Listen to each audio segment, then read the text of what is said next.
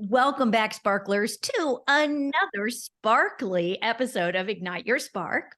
I'm your host, Kim Duff Selby.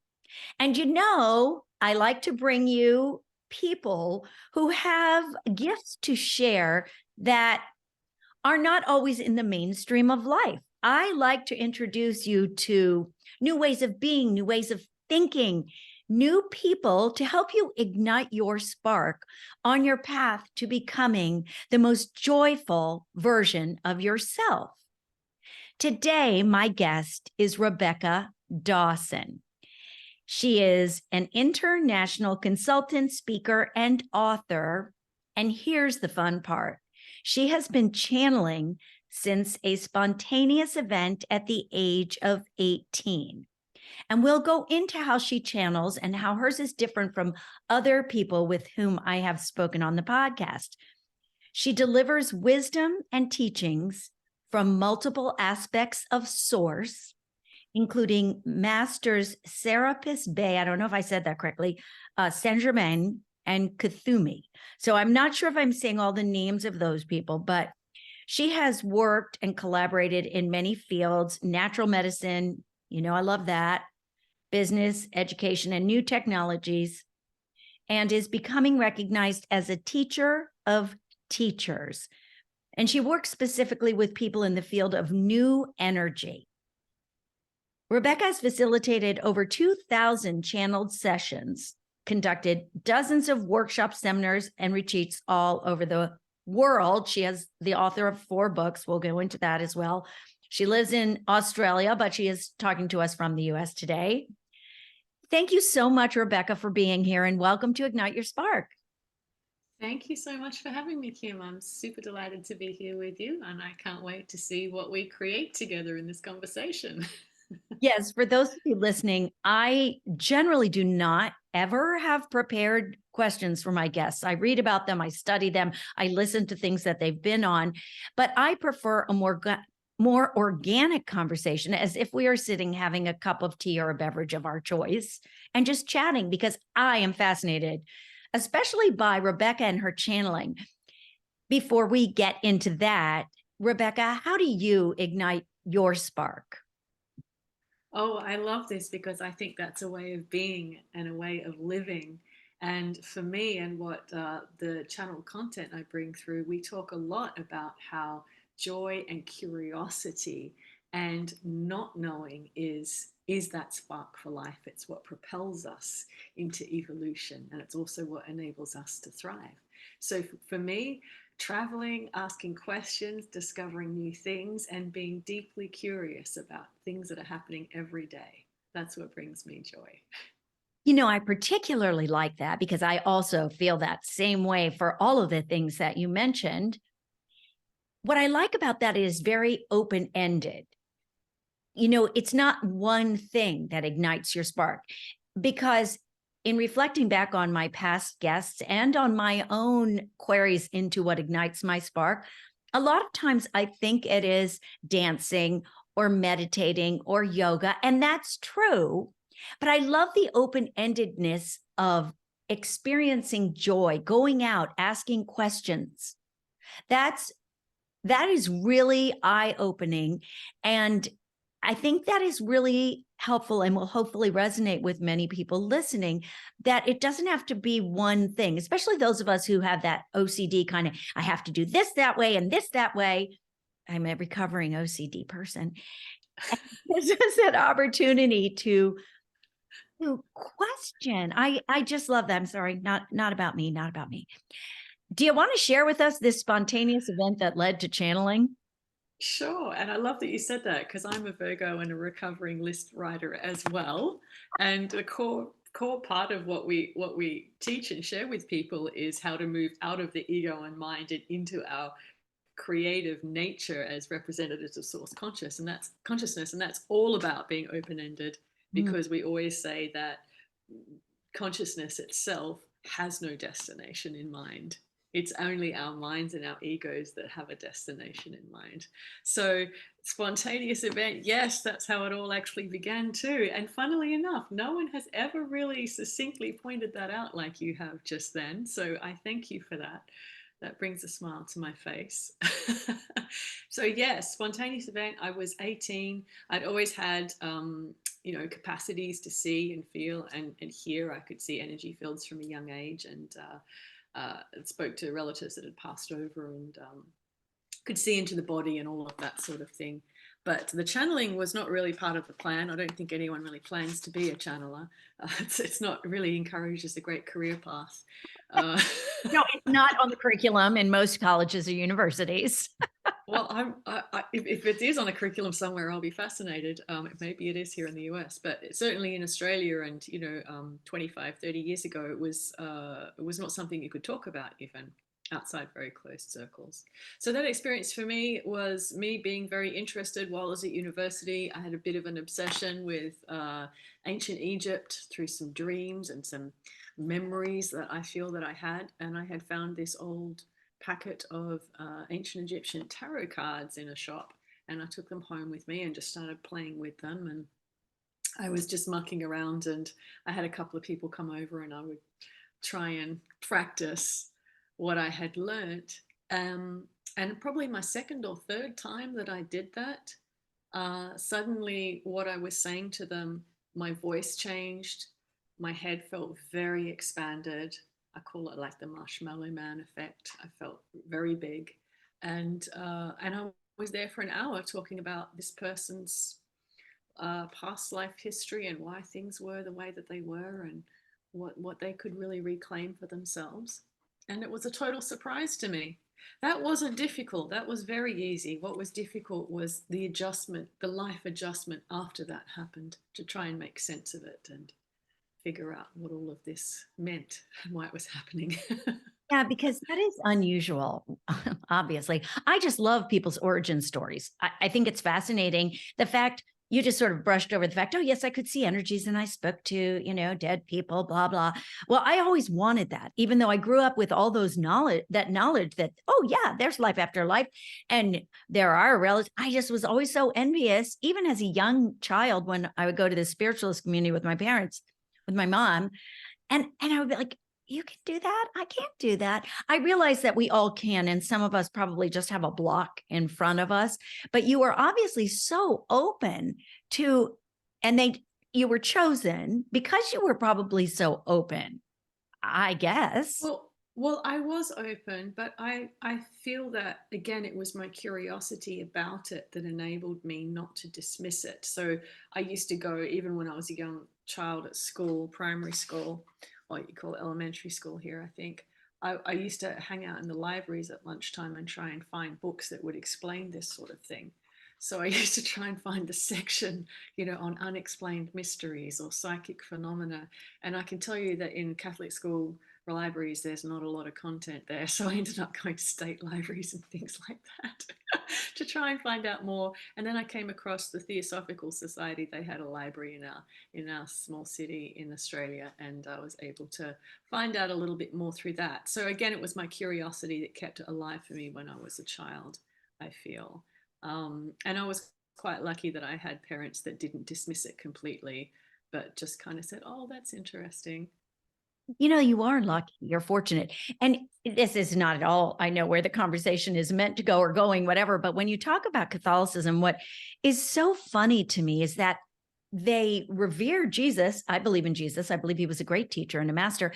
He rose from the dead. It's right in the Bible. It's like, hello, people. How can you not believe? I guess if you're a true Catholic, you just are like, yeah, but that's okay. That's just one example. That's Jesus. No one else does that. Anyway, very interesting. And I think it's that degree of separation that a lot of, I think the core essence in a lot of religions, of course, is that we all have this capacity within ourselves, but that gets lost in translation. That a figure like Jesus is a demonstration of what's possible for all of us. But again, things are set up in systems of hierarchy where we're taught to revere something that's considered to be beyond ourselves. And I think really the message is it's within ourselves. Yes, yes. Well, I mean, we are God. I mean, that's a hard concept. I know. I grapple with that as well. Growing up as a child, I was taught God is love. We are all God. But there's a song from the Broadway musical Les Mis, and something in it. I had someone sing it at my wedding. When you look into the eyes of another, you are looking into the eyes of God. Oh my gosh. Just love that. I love that. Well, I believe that that's what the greeting namaste means. The God in me greets the God in you. Well, I think it Um, has come to mean a lot of different things. The light in me honors the light in you, at least at the end of a yoga. I just love saying it because it feels right to me. Namaste, mhm. All right. So back to the channeling and the messages. You do this, and when you do the channeling, and I watched you on your YouTube channel, so you do seem to be a different person. When I mean, Yes. this is you. And then when you're channeling, the words that are coming out of your mouth are not really that easy. It's not like you and I talking very easily. It's very deep, for want of a better word. And obviously, I can tell the difference, and I'm sure most people can. Before you go into channeling, and is this something that you do? You do it on your YouTube, but you also, or you have done it, you do it in front of people when you're speaking to them, like Esther Hicks? Or tell me how you go about doing this, the channeling and sharing this message. Oh, okay, sure. Interesting question. Well, I've been doing it for such a long time now. I think the first maybe 5 years, it was really crafting my ability to do it on demand. Mhm. And so that's where I am now. So really, just like back to the beginning of the conversation, curiosity and open-endedness, that seems to be the energy that ignites it. So if there is a question or if there's something to be explored, the energy's there for it, and it's very easy to switch that on. So I'm happy to even do a bit of that in our Oh, conversation today, I would if you'd love like that. that. I would love that. I mean, I'm just assuming because I would love that. Those people listening out in podcast land would love that too. But to me, when experiential anything Of really course. brings something home. And that was really what I was curious about, is how do you get into that mindset? I mean, ideas come to me and to other people I know at random times, and I guess you would call that spontaneous, because when I sit and try really hard to find an idea or to meditate it doesn't work. It has to come when that part of my mind is shut down, I guess. So I was curious as to how you can call in the people who speak with you. Is it always Yes. the same people, spirit, guide? Most of the time, and that's because they're existing within a particular bandwidth of vibrational frequency and integrity. So that's what I like to engage with. The first years that I was doing this, it was very difficult. It was all over the place. I was a bit like an open radio field, and really almost anything could come in. And so I learned over the years how to refine, uh, and I had to do that with my own experience, my own body, my own way of living. The more refined I am, the more refined the energy is, so that I don't actually access, and nothing can actually access me that's not either a direct match with my frequency or higher than that. So when I first started, people used to say, "Oh, you're so young and it's dangerous," and so on. But when you understand the physics of resonance and energy, it's not something you really need to concern yourself with so And much. we can all raise our vibrations, can't we? Well, yes. It's. I don't know that it's something that you can necessarily do consciously. I know a lot of people talk about, you sit here and you raise your frequency. And that being said, I do have some friends who have done a lot of training in things like remote viewing, and there's certain things they do to raise their frequency to do those things. But I'm more interested in what is your core frequency and how you're operating and showing up every day in this world. Because we can move into altered states that aren't sustainable, but we can continue to exist in a vibration that pertains to creating great things and attracting great things and having a great influence in the world. So I'm more interested in that. But on that note, it's less of a shifting into a different vibration for me as the channeler. It's more a shifting gears. And so this is actually how I have mentored some people to be able to do something similar to me. I show them how to switch gears for where their awareness sits within their brain and body, where you are perceiving from, because it's all about where you're viewing from. Mm. That's very important. What lens are you looking through? That's what determines the ease with which you can channel or receive information, even within yourself for an idea. Clearly, you are able to reach more people by teaching teachers rather than just individuals. But I assume when you started out, you worked one-on-one with people, because I just love your words and I love how your energy is. And I'm like, yeah, I want more of that. Just in terms of consciousness raising, I want to be the best version of myself. My listeners want to be the best versions of themselves. I don't know. I just said that. I love it. And I think we all want that for each other because we have such a deep love and faith in humanity, and we're all brothers and sisters and we want the best for everybody. I think it's difficult anymore to just want the best for yourself because we're so aware that we're part of a collective consciousness now. But yeah, so I began doing individual things and very quickly moved to small groups, which I would do, in the privacy and safety of my own home because I wasn't very confident with things. And then I actually worked in a clinical setting for a long time as a counselor. And then I would bring some of this wisdom through to certain clients who were open to that. And what I discovered more and more was that people were coming back to me again and again, not necessarily because they needed assistance, but because they wanted to hear more. And one of the common things people would say is, I wish there were other people like me that I could relate to or connect to who are interested in these things. Mhm. So that's when I started creating bigger events and online communities. And now I do seminars and workshops that connect people from all over the world. Yeah, I love that. I mean, that is exactly what we're the human connection, especially over the past, few years. I crave that connection that was so sorely lacking for many years. But my belief is that as humans and things that I've read, connecting keeps us young as we age and helps people live longer, fuller lives when you're connected. And especially if you are connected to someone who has the same beliefs that you do, where you're learning something in a group setting. I love it myself. I think it's great. Yes, yes, I agree. And Saint Germain has often said that fear is fear of death is not the greatest fear for a human. Fear of not belonging is. Hmm. So So, I love to be able to be involved with spaces where people feel as if they belong to each other, mhm. not in a way about ownership, but in a way of embracing each other as humans. Oh, Humans, we're sure. very hard on ourselves Oh, and yes. we're very hard on each other. Oh, we are. We're so judgy too. When I catch myself judging, I'm like, I know I'm doing it, you know? And I was on a call this morning and I was a Zoom thing and I'm like, I'm judging her because she just doesn't have any spark.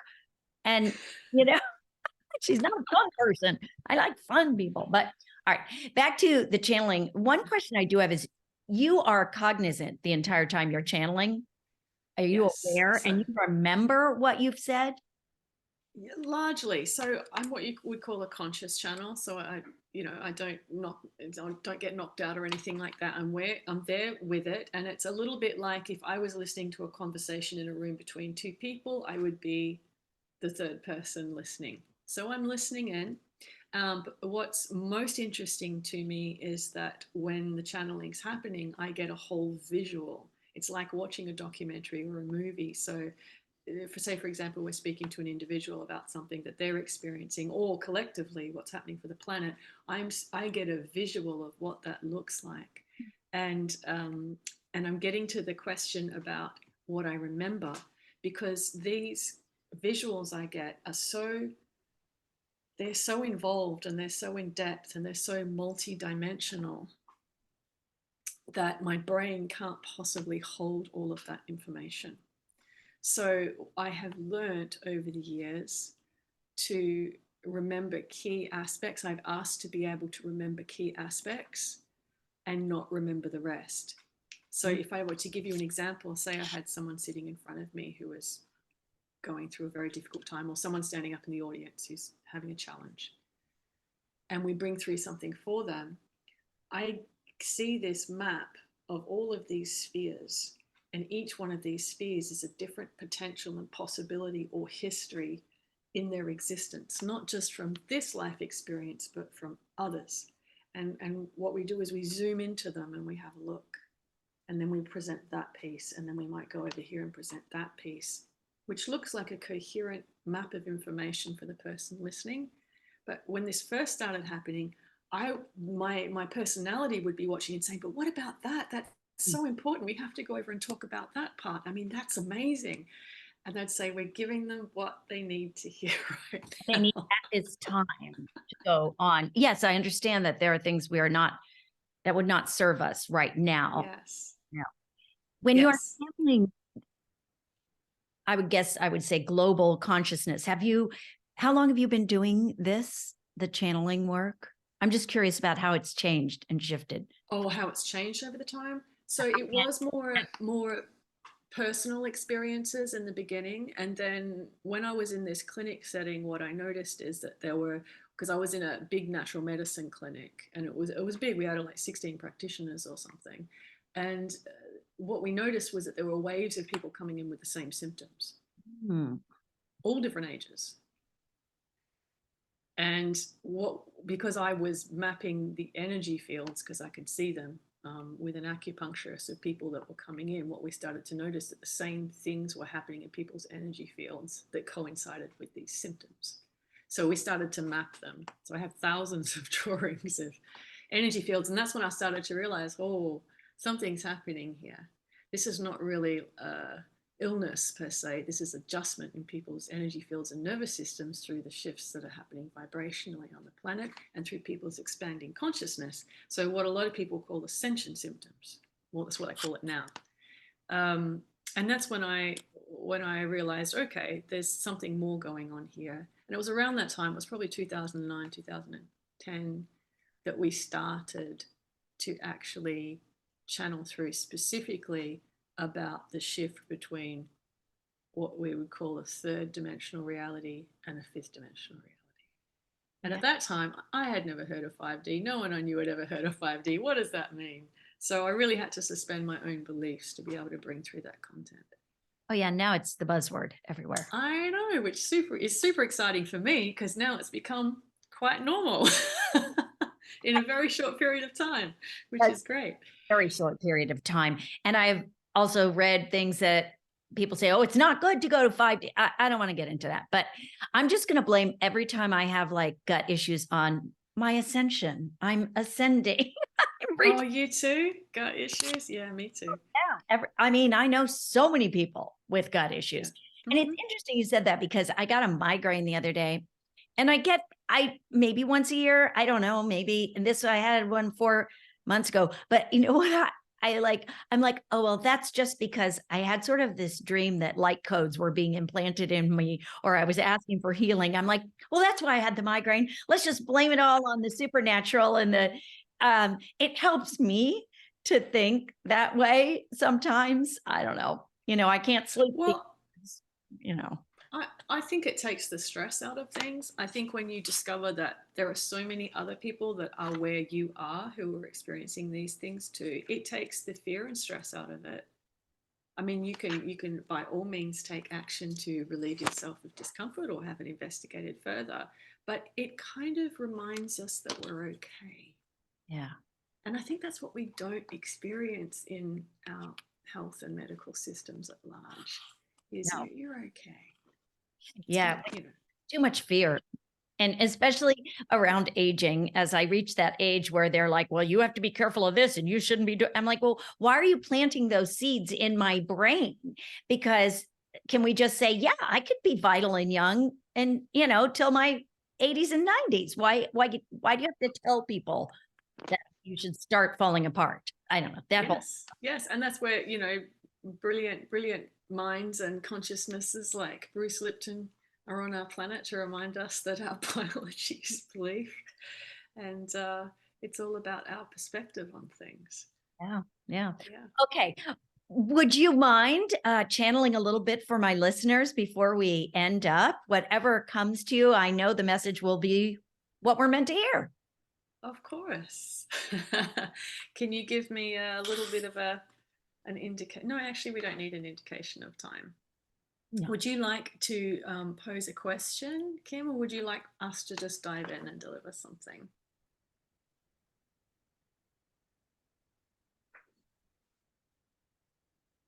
What would be one thing that would assist humans at this time in releasing the fear that is we are surrounded by every day with media, with war?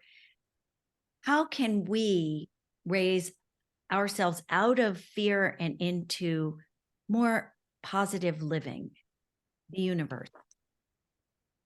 What a beautiful question. Thank you.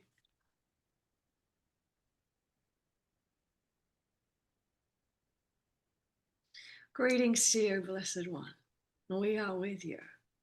And while this is for you in this moment, it is also for all who are drawn to your expression. In our view, it is not a question of releasing or removing fear.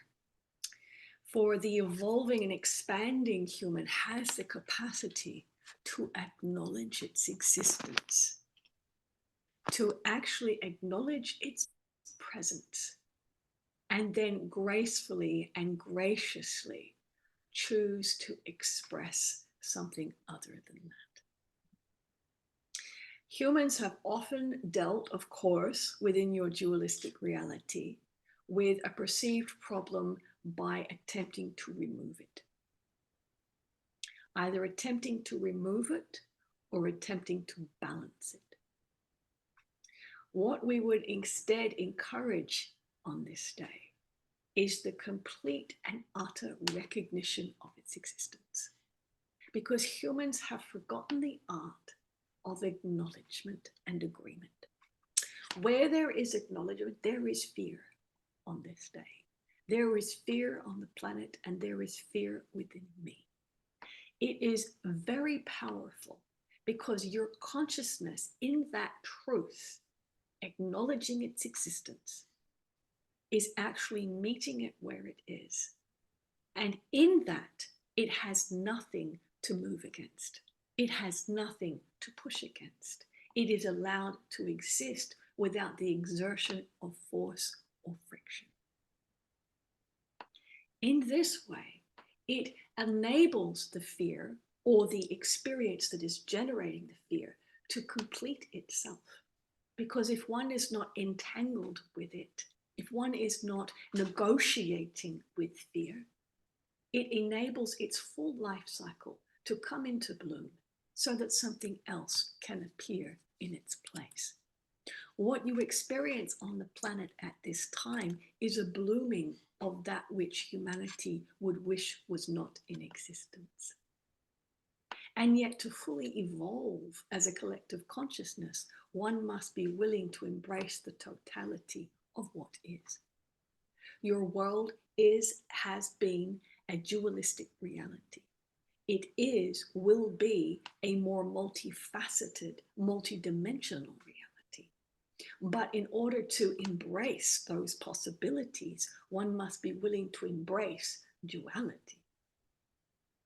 So, important not to attempt to remove, but to acknowledge.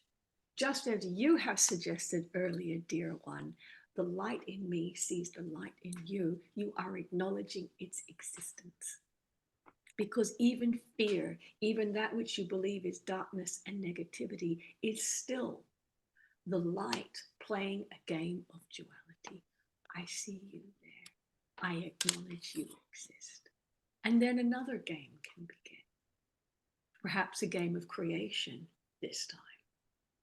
So when you begin to sense it, because many of you who are listening in this moment are awakening in the morning or having moments throughout your day where you are sensing doom, impending negativity, or dire events. You can feel it. It's accompanied by a sense of hopelessness. This is important because the fear and the hopelessness, or the sense of inability to do anything, is very important because it's actually rending you into a situation where your awareness becomes, there is nothing for me to do other than to acknowledge that it exists and continue to stay in my own essence. So for many, it is like the weather. You wake up and the weather is fear today. The weather is anxiety today.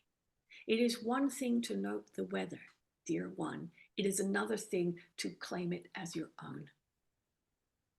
Because this is what humans do. They sense and then they bring it into their own field of reference, which is their biology, which is all of the memories, where all of the memories sit. And they bring it into their biology so that they can reference it, label it, know what it is. Oh, I know what this is. Oh, that's mine. And then it becomes your experience. Rather than being the viewer of the weather, but this is what the status quo is within this field at this time. That's the distinction between sensing energy and feeling energy. And we encourage you all to become sensors of energy, because you don't need to embody it to know what it is.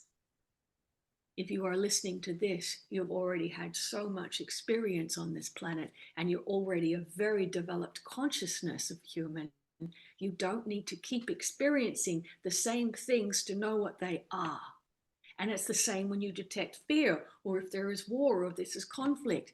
The exasperation within you and perhaps the anger is, we know what this is. We have seen it before. And if you know that, it's an indication that you're sensing it in the collective field, because it's coming into fullness now. Let it come into fullness, because if you keep trying to pull it down, it's not going to fulfill its life cycle of evolution and make way for something new. So we are very clear when we say that there is a blooming that is occurring at this time. That is our response to you. Do we answer your question, dear one? Yes, and I will need to go back and listen to this. And I believe I understand. Not to repress, not to suppress, to let go is my understanding. Let the fear happen, because in my hopes, something better will come out of that. Of course. And the most powerful admission there is, this exists within me in this moment. And if I know that it exists, it is not me nor my experience. And let it go. Because if you can acknowledge it, it no longer needs to be there to get your attention. Oh, yes. Beautiful. Thank you for that explanation. Yes. Thank you so much. It is our joy to be with you, and may you continue to inspire and ignite the redundant joy within many. Peace be with you.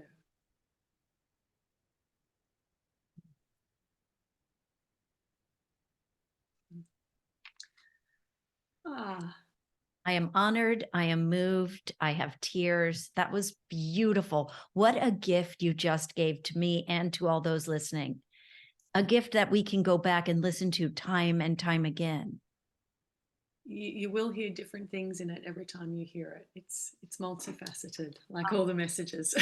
Becca, yeah. I am so grateful for your time here today. I know that we are better for having had this opportunity to be with you.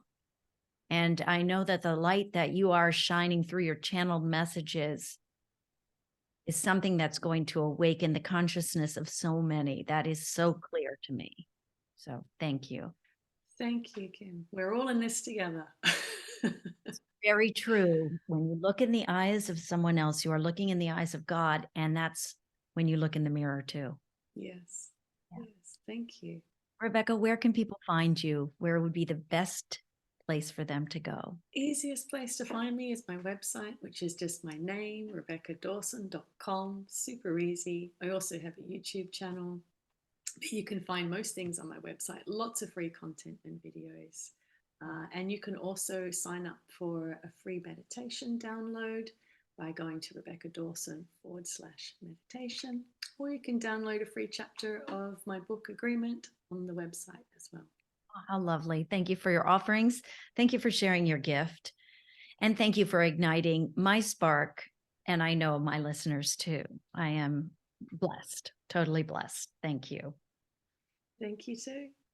And to all of you listening, you just received a gift that you did not know you were going to get. And I hope you listen to this over and over again, because I know you will find meaning, you will achieve joy. And that is my greatest hope for all of you. Joy, happiness, and the opportunity and ability to ignite your spark so that you give others permission to ignite theirs. Shine on until next time. And please share this episode if you were as moved as I am.